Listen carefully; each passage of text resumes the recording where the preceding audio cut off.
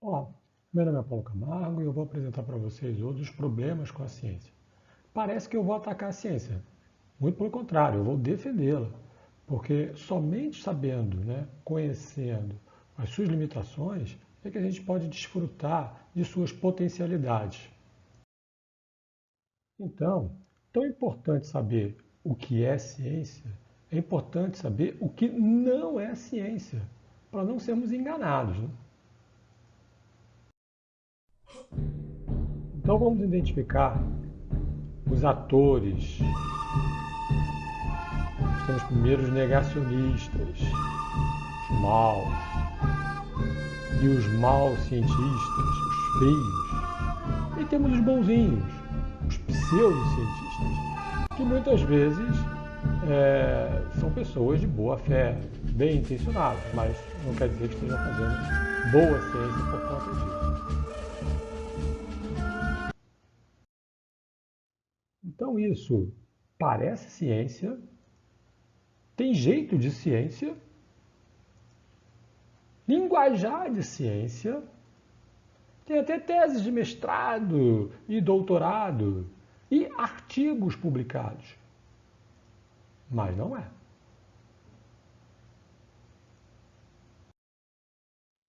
Então, vamos falar um pouquinho sobre a natureza da ciência.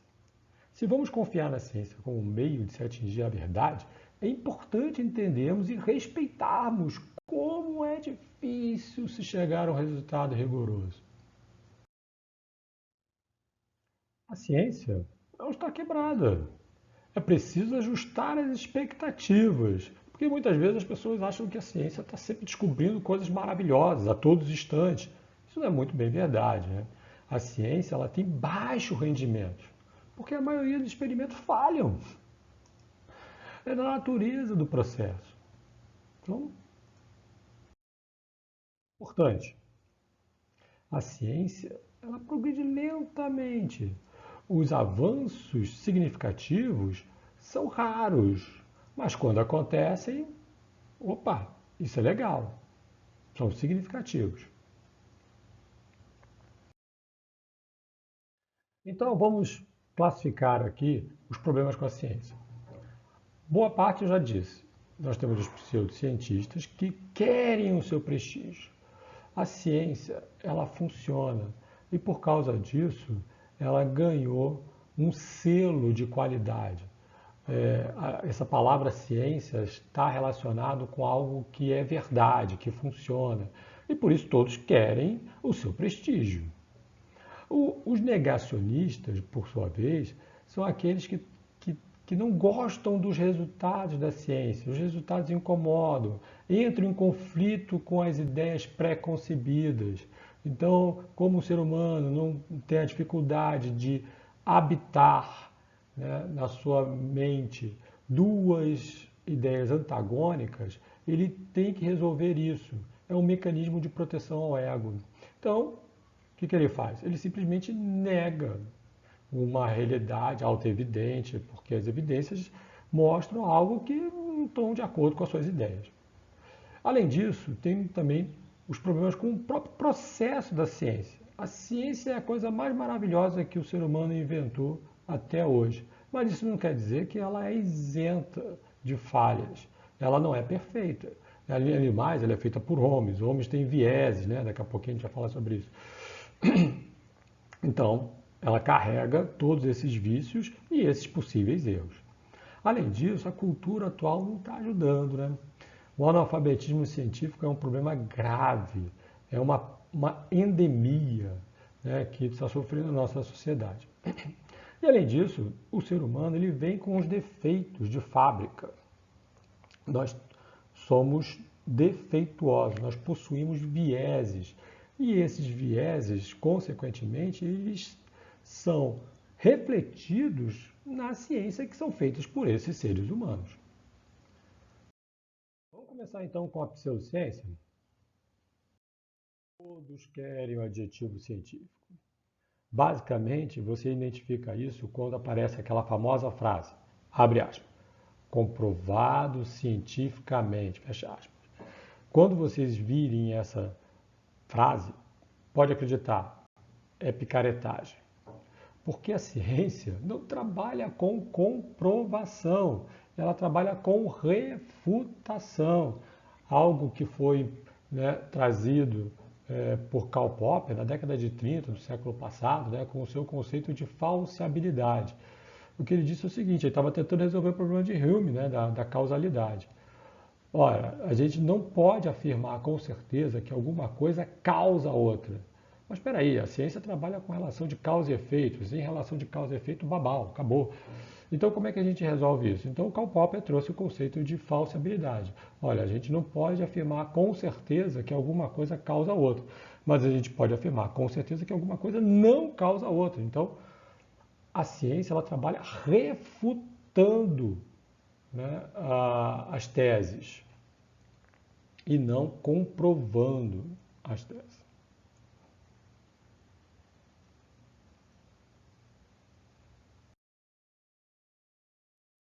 E olha, a lista das pseudocientíficas é enorme. Então nós temos aí astrologias, terapias naturais, Feng Shui, I Ching, Freud Bar, reflexologia, homeopatia, imposição de mão de Hayek, inteligência emocional de Augusto Cury. É muita coisa. Eu sei que muitas vezes isso aí pode, né, desagradar alguns de vocês, etc e tal, mas infelizmente não deixam de ser pseudociência por conta disso. E a ciência tem uma opção, ela está em busca pela verdade.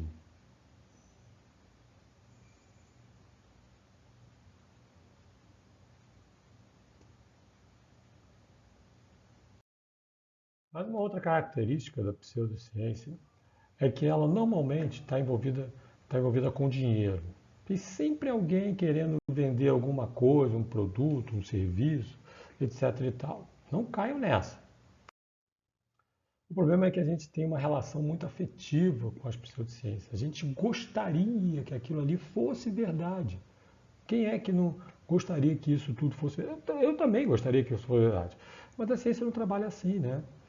Ela trabalha em busca da verdade. Ela quer saber o que é verdade, independente das nossas vontades, dos nossos interesses, das nossas ambições.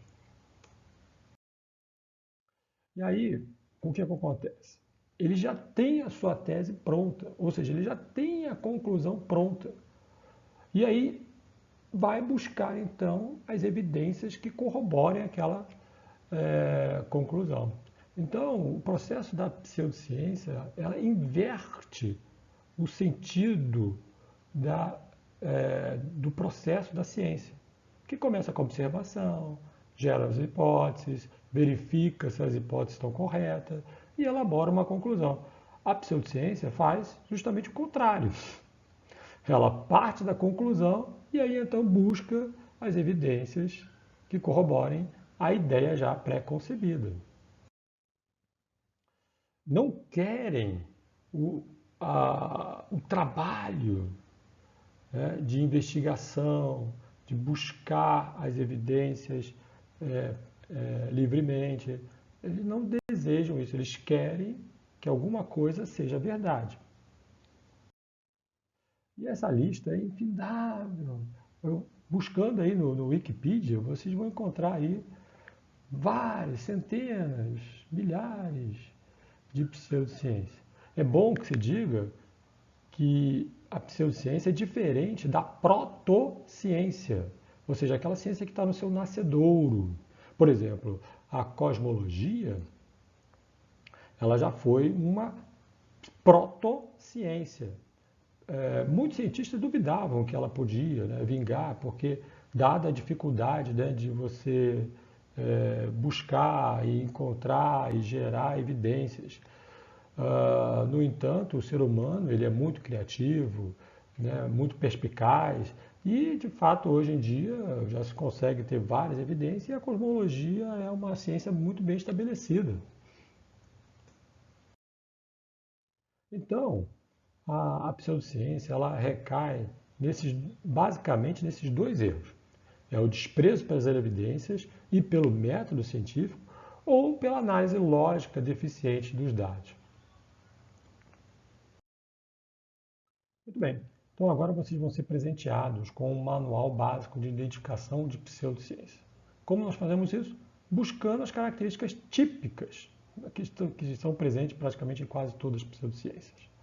Então, se essa ciência faz alegações vagas ou exagerada, usa muito adjetivo, ou então faz alegações não testáveis, ou seja, não é possível se fazer uma experiência ou que se tenha uma observação que possa refutá-la, é um bom indício de que não é ciência. Excesso de confirmação no lugar da refutação, né, como eu já disse anteriormente. Falta de abertura para testes com outros experts. Por exemplo, se você usar, né, metodologias robustas, por exemplo, como testes duplo cego, quando não há progresso, ela é a mesma desde que nasceu. Então, desde o seu nascedor até hoje, não houve nenhuma contribuição significativa, nada. É um bom indício de que não é ciência. Personalização das questões, né? É o famoso ad hominem, né? As pessoas levam para uma questão pessoal. Não é, é impessoal. A ciência ela é feita por homens, mas o seu conteúdo ela é impessoal. Ou o uso de linguagem enganosa ou incompreensível. Né? Normalmente é quando se usa a palavra energia. Né? A palavra energia é típica. Né? Por causa de uma energia. Que energia é essa? Ou então quântico. Usou a palavra quântico, olha, 99,9% de ser picaretagem.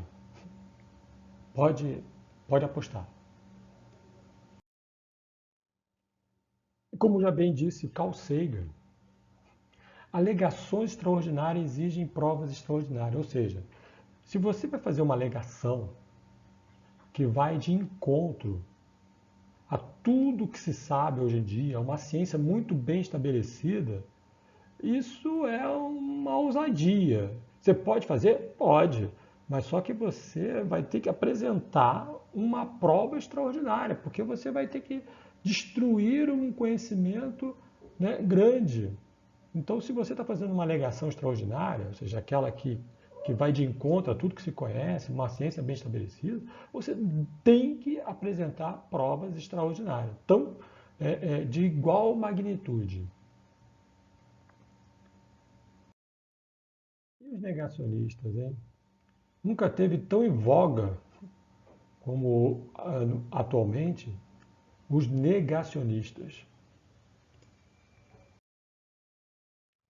Quem são esses negacionistas? Como bem disse Jack Nixon no filme A Questão de Honra, são pessoas que não conseguem lidar com a verdade.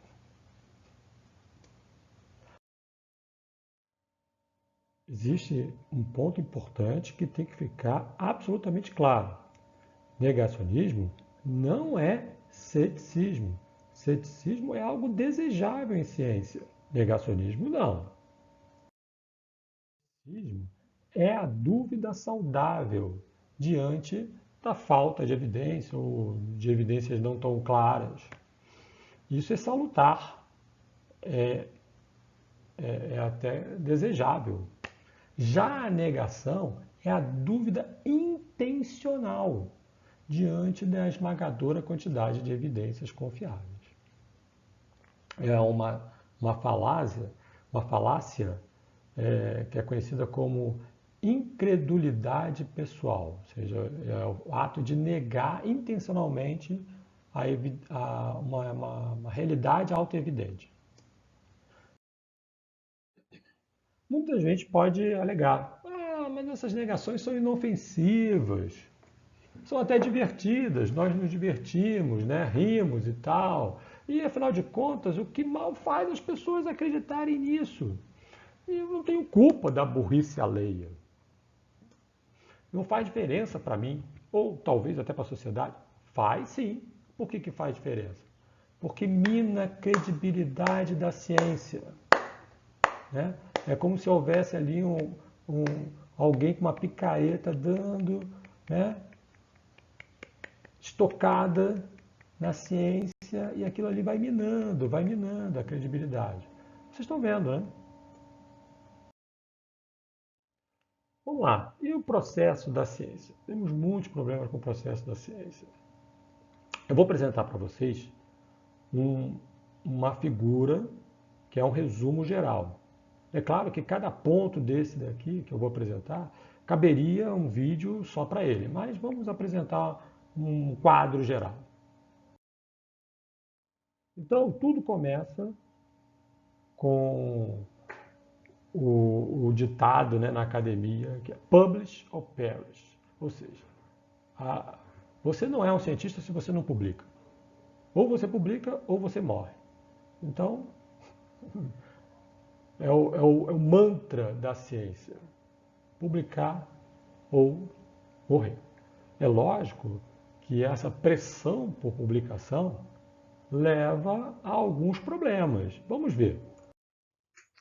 Assim, tendo no centro o mantra acadêmico Publish or Perish, vamos construir a figura dos problemas que acercam o processo de produção de conhecimento científico.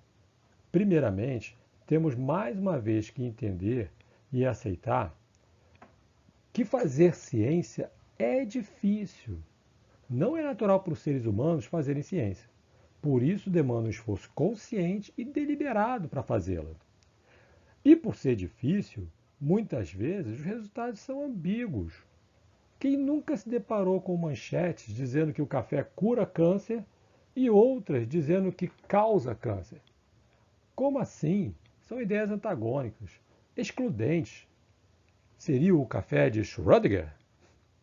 Precisamos juntar muitas evidências em muitos artigos diferentes para finalmente consolidar o conhecimento e fazer tudo ter sentido. Mas isso leva tempo. Em seguida, vamos ver as consequências dessa pressão por publicação. Há hoje uma enxurrada de artigos. A cada 20 segundos publica-se um artigo científico. Parece-me óbvio que ninguém vai ler isso tudo. Como lidar com essa avalanche de informações? E digo sem medo de errar, a grande maioria é lixo. É um trabalho detetivesco encontrar algo que realmente tenha valor. Além disso, os cientistas, os pesquisadores e os professores são recompensados pela quantidade de artigos publicados. Isto é, suas carreiras, seus financiamentos, suas bolsas disponíveis para alunos de mestrado e doutorado dependem da quantidade de artigos publicados. Essa é a métrica de avaliação. Está aí uma motivação e tanto. O p-hacking, ou hackeamento do valor P. Bom, a ciência começa com uma dúvida. A partir daí elabora-se uma hipótese que responde a essa dúvida. O próximo passo é elaborar experimentos ou coletar evidências que permitam avaliar se aquela hipótese é verdadeira ou não. Então, deve-se pegar os resultados e fazer uma análise estatística. Uma das grandezas calculadas é justamente o valor P. O valor P é relativo à probabilidade de que o resultado tenha sido obtido por mero acaso. Convencionou-se que o valor P menor que 0,05 é digno de publicação. Logo, isso é um critério importante. Esse número foi escolhido arbitrariamente por Roland Fisher em um livro que ele publicou em 1925. Portanto, um pesquisador desesperado por ter trabalhos publicados inverte a sequência lógica de se fazer ciência. Parte-se do princípio que se quer um valor de P menor que 0,05. Para isso, manipula-se a análise, torturam-se dados até eles confessarem alguma coisa. Percebam, não houve uma elaboração prévia de hipóteses. Isso é bem comum quando se tem uma base de dados grande. Joga-se os dados na planilha e fica-se testando relações até achar um P menor que 0,05. Tudo isso é a consequência da opção segura. Os cientistas não querem passar pelo dissabor de ter um artigo rejeitado e, ao mesmo tempo, produzir vários deles. Em outras palavras, não se arriscam, não ousam, as contribuições são pequenas. Cherry picking é o ato de escolher as cerejas do bolo. Os artigos de revisão autoral podem sofrer com isso. Os artigos que serão incluídos ou excluídos serão uma escolha pessoal do autor da revisão. Mais uma vez, isso conduz a revisões que podem ser contraditórias. Diferente, por exemplo, das revisões sistemáticas e meta-análises, que devem possuir critérios claros, objetivos e explícitos para inclusão e ou exclusão de artigos. Portanto, as análises são enviesadas, ou seja, são tendenciosas e refletem as preferências subjetivas dos pesquisadores. Esses vieses são potencializados pelo fato de que a replicação é rara. Os resultados precisam ser confirmados por outros pesquisadores em outros laboratórios para aumentar a confiança no resultado.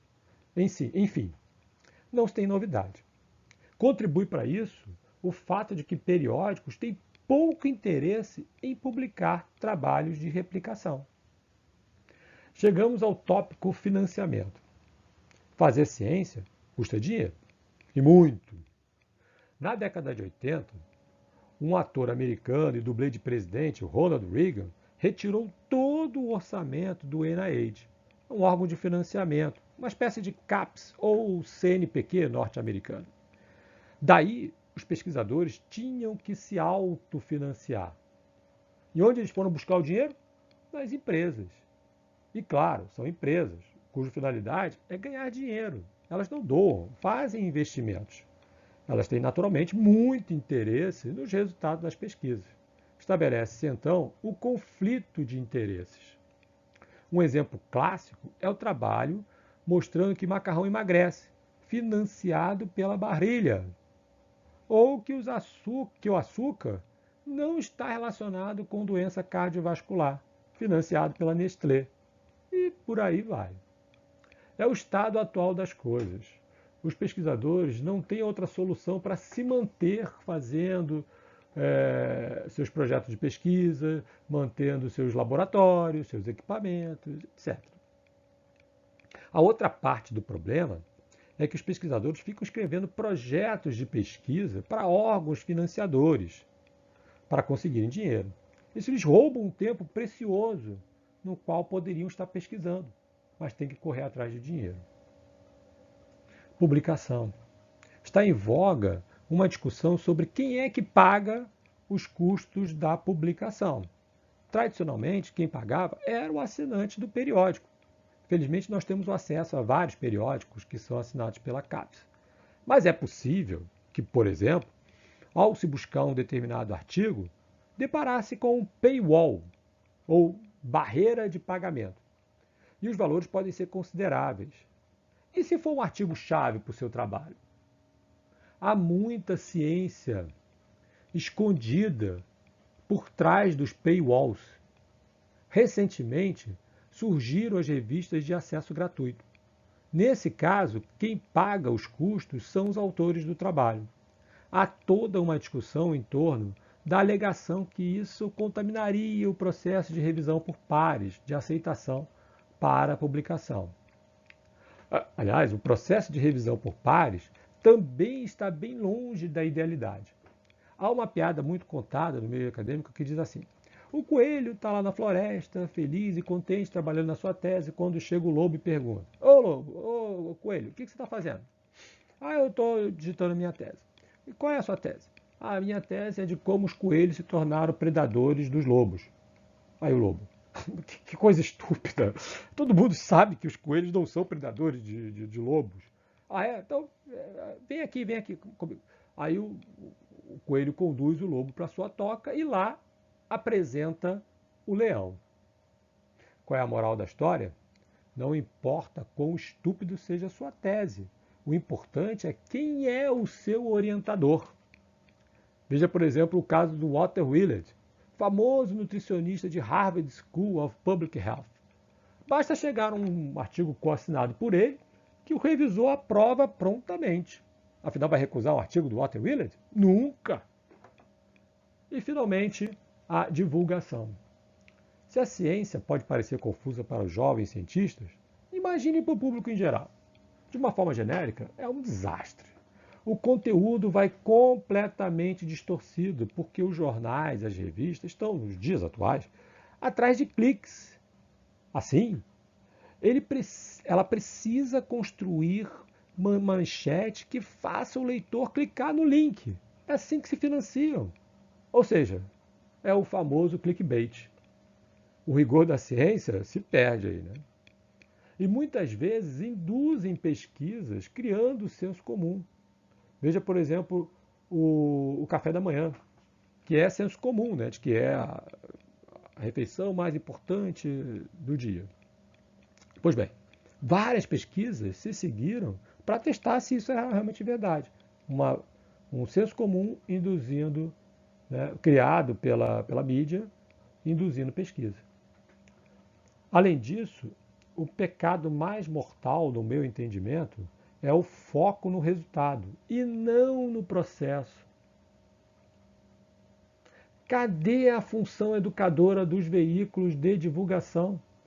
O antídoto para dirimir essa confusão e acabar com as notícias falsas, negadoras e os negadores de ciência é conduzir as pessoas para adquirir sua autonomia intelectual, ou seja, conhecendo o método científico. Vamos ao tópico do analfabetismo científico. Então eu vou trazer aqui só divulgar esse trabalho que é do letramento científico, um indicador para o Brasil. Eles fizeram uma pesquisa para ver como é que anda o conhecimento sobre ciência no Brasil. Bom, eu não vou entrar em detalhes, só quero destacar para vocês um dado que é alarmante, que é esse dado aqui, este aqui. 11% dos que têm nível superior, ou seja, que já passaram pelos bancos escolares, são formados, possuem diploma, são capazes de articular ideias abstratas e discutir ciência em alto nível. 1 em cada 10, que já são formados. Então, a situação do conhecimento do que é ciência é bem parco na sociedade. E isso é assustador. Não é à toa que a gente tem uma pandemia de negacionistas. E olha o resultado. 1/3 dos brasileiros desconfiam da ciência. Esse é o resultado. E a natureza humana? A natureza humana também não contribui muito, né? Nós temos muitos vieses. Como já disse aí, por exemplo, Max Planck, ele falou uma vez que a ciência avança de funeral em funeral. Aí aquela famosa pergunta, será que isso é verdade? Né? Será? Pois bem, cientistas investigaram isso, foram investigar se essa frase era verdade, de Max Planck. Então o que eles fizeram? Eles coletaram, né, informações sobre a quantidade de artigos que eram publicados de determinado grupo de pesquisa, cujo o cientista principal morre repentinamente. Ou seja, não dá para você usar aqueles que se aposentam, né? Porque aqueles que se aposentam deixam os herdeiros também. Então, o que acontece? Vejam aqui. Essa linha aqui é a linha onde morre o cientista principal, né? o líder da equipe. Então, eles estão produzindo, tal, vem.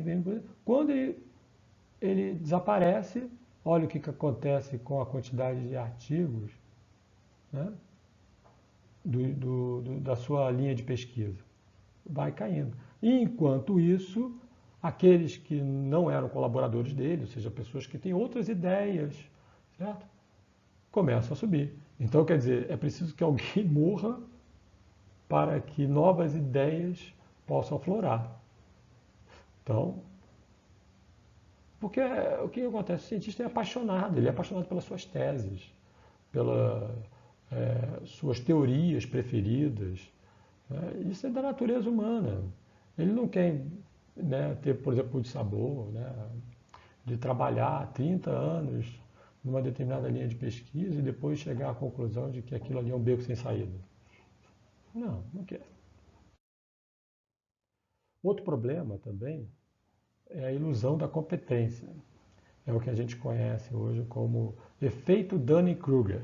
Eu pronuncio Dunning-Kruger, né? Pode ser Dunning-Krieger, né? É alemão. É o efeito Facebook. Todo mundo hoje se julga gênio. Nós já temos 200 milhões de treinadores de futebol, agora nós temos 200 milhões de infectologistas ou 200 milhões de epidemiologistas, né? Todo mundo se julga gênio, né?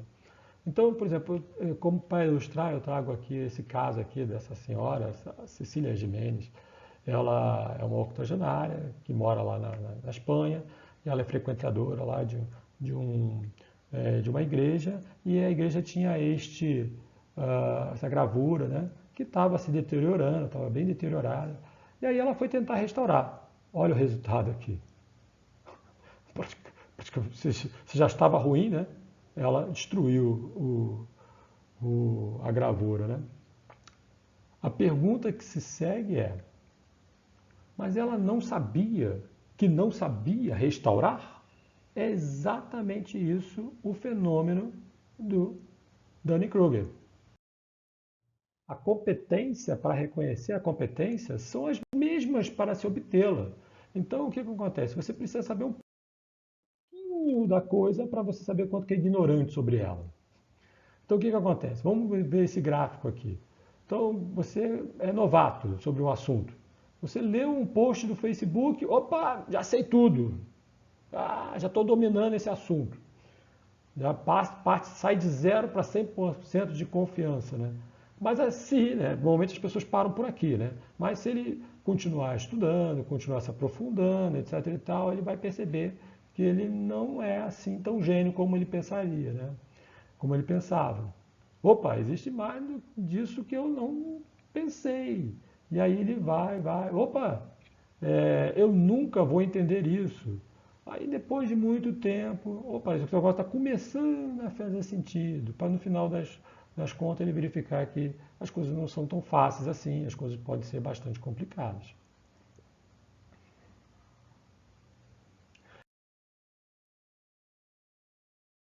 Conclusão. O método científico é o caminho mais rigoroso para o conhecimento, mas é tortuoso e difícil. A ciência merece respeito justamente porque é difícil, não porque se obtém a coisa certa na primeira tentativa. A incerteza inerente à ciência não significa que não se pode utilizá-la para tomar decisões políticas importantes. Devemos tomar melhores decisões com base nas melhores evidências vigentes e tomar o cuidado para não perder de perspectiva a força e o grau de sua incerteza. Ok? Vamos valorizar a ciência, gente. Obrigado. Até logo.